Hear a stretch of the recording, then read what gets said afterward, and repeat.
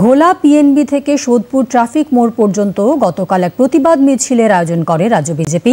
শাসক দলের ব্যাপক দুর্নীতির প্রতিবাদে ছিল এই মিছিল। আরজি কর কাণ্ডে তদন্ত লোপাটের পুরস্কার পেলেন তৃণমূল নেতা সোমনাথ দে।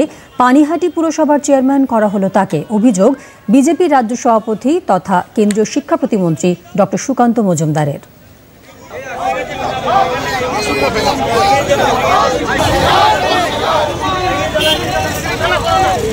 আমাদের অভয়ার সাথে যে ধরনের অত্যাচার হয়েছিল এবং তারপরে তাকে খুন করা হয়েছে, তার তথ্য প্রমাণ লোপাট করার কাজ যে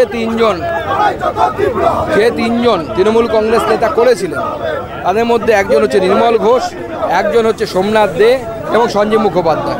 আজকে সেই সোমনাথ দেকে প্রাইজ পোস্টিং দেওয়া হলো, পুরস্কার স্বরূপ পানিহাটি পৌরসভার চেয়ারম্যান ঘোষণা করা হলো। এর প্রতিবাদে আমাদের মিছিল। কারণ আমার মনে হয় এই অভয়াকাণ্ড নিয়ে বাংলার লাখো লাখো মানুষ সেদিন রাস্তায় নেমেছিল, বাংলার মানুষ কেঁদেছিল সেদিন।